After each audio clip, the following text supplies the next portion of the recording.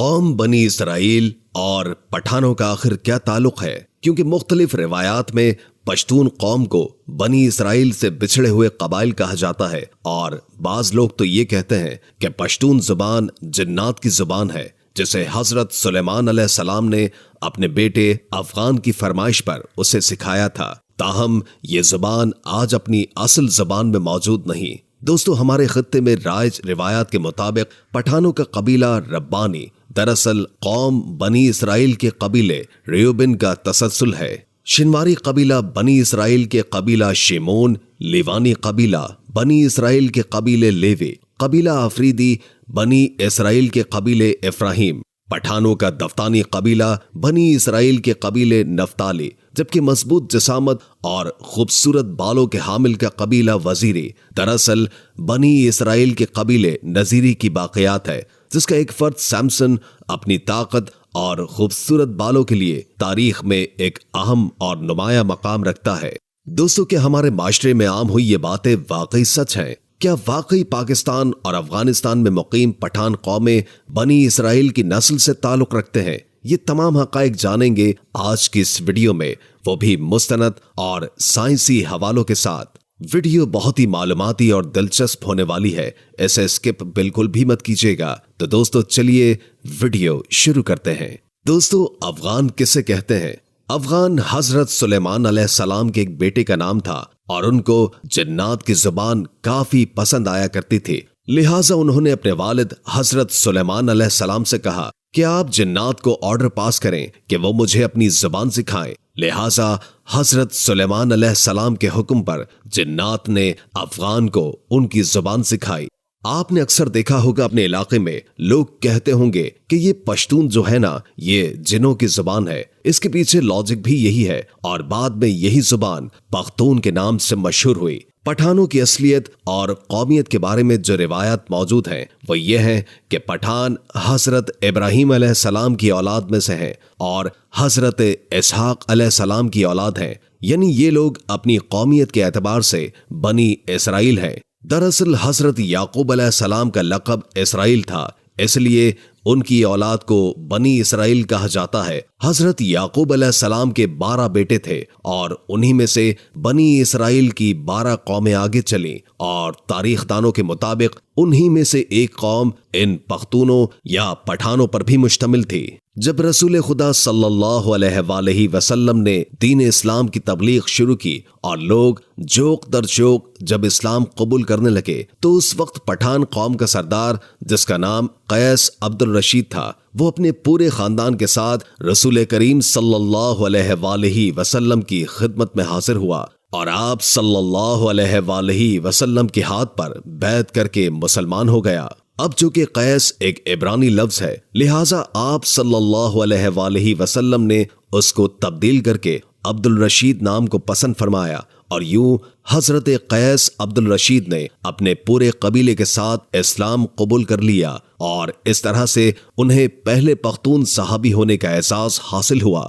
دوستو، یاد رکھیں کہ آج دنیا میں پختون، پٹھان، افغان وہ واحد قوم ہے جس میں اسلام کے علاوہ کوئی اور دوسرا مذہب موجود نہیں ہے۔ اگر آپ کسی پٹھان سے پوچھیں گے کہ کیا وہ مسلمان ہے یا پختون، تو آپ کو ایسا جواب ملے گا کہ جس سے آپ کے دماغ کی کھڑکیاں کھل جائیں گی کہ ہم پچھلے 5000 سال سے پٹھان، پختون اور افغان ہیں، جبکہ پچھلے 1400 سالوں سے ہم مسلمان ہیں۔ اب سوال یہ پیدا ہوتا ہے کہ افغان قوم کو پٹھان کیوں کہا جاتا ہے؟ تو اس کے پیچھے واقعہ کچھ یوں ہے کہ جب کافروں نے مکہ مکرمہ پر قبضہ کر لیا، تو رسول خدا صلی اللہ علیہ وآلہ وسلم نے حضرت خالد بن ولید رضی اللہ تعالی عنہ کو آرڈر پاس کیا کہ جاؤ اور اپنے افغان بھائیوں کو جہاد پر بلا لاؤ۔ لہٰذا حضرت خالد بن ولید رضی اللہ تعالی عنہ کہاں گئے؟ حضرت خالد بن ولید افغانستان کی طرف روانہ ہوئے، اور افغان سردار قیس عبد الرشید کو رسول خدا صلی اللہ علیہ وآلہ وسلم کا پیغام ارسال کیا،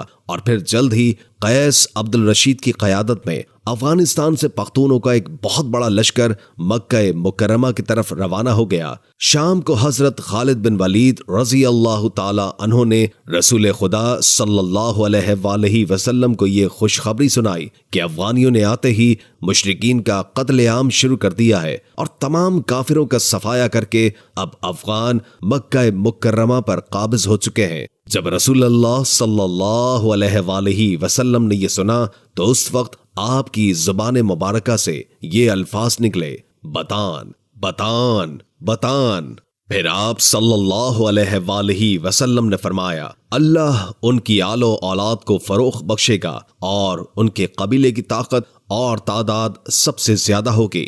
اس کے بعد رسول کریم صلی اللہ علیہ وآلہ وسلم نے فرمایا کہ اس مرد یعنی پہلے پختون صحابی قیس عبد الرشید کی نسلوں میں سے ایک عظیم قبیلہ پیدا ہوگا جس کے افراد قیامت تک سلامتی اور اتحاد کے ساتھ شریعت اسلامی پر ثابت قدم رہیں گے۔ اب جو یہ لفظ رسول خدا صلی اللہ علیہ وآلہ وسلم نے فرمایا، بتان، یہ لفظ عربی زبان کا لفظ ہے جس کا مطلب ہے ایک ایسی سخت لکڑی جو بڑے بڑے سمندری جہازوں میں لگائی جاتی ہے جس کو سمندر کا خطرناک پانی بھی برباد نہیں کر سکتا۔ یعنی پٹھانوں کو ان کا یہ نام خود رسول اللہ صلی اللہ علیہ وآلہ وسلم نے دیا تھا، اور جب یہ لفظ بر صغیر پہنچا تو یہ بتان سے پٹھان ہو گیا۔ آج اس قوم کو فارسی زبان میں پشتون اور ان کی مقامی زبان میں پختون اور اردو زبان میں پٹھان کہہ کر پکارا جاتا ہے۔ یہ قوم پوری دنیا کے مختلف علاقوں میں پھیلی ہوئی ایک غیرت مند قوم شمار کی جاتی ہے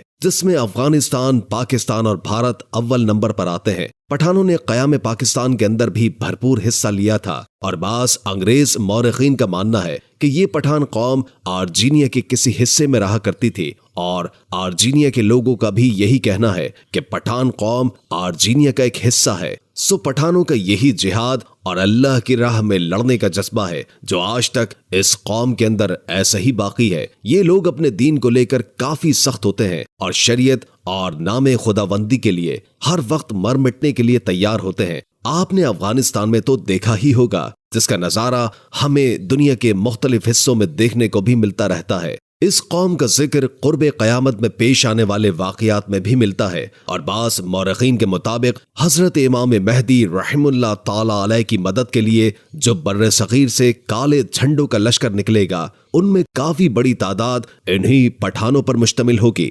اسی لشکر کے بارے میں رسول اللہ صلی اللہ علیہ وآلہ وسلم کا فرمان ہے کہ قرب قیامت اس کالے جھنڈے والے لشکر کا راستہ اس دنیا میں کوئی بھی نہیں روک پائے گا، یہاں تک کہ یہی کالے جھنڈے بیت المقدس کے اندر نصب کر دیے جائیں گے۔ جبکہ بعض دوسری احادیث کے مطابق غزوہ ہند کا آغاز بھی خراسان یعنی موجودہ افغانستان سے ہی ہوگا۔ چنانچہ افغانیوں کی اس قدر غیرت، جرت اور بڑی بڑی سپر پاورز کو بغیر کسی ہتھیاروں کے دھول چٹا دینا، یہ سب آپ محمد صلی اللہ علیہ وآلہ وسلم کی دعاؤں کا ہی اثر ہے جو کہ آپ نے اس قوم سے خوش ہو کر ان کے حق میں اللہ تعالیٰ سے دعا کی تھی۔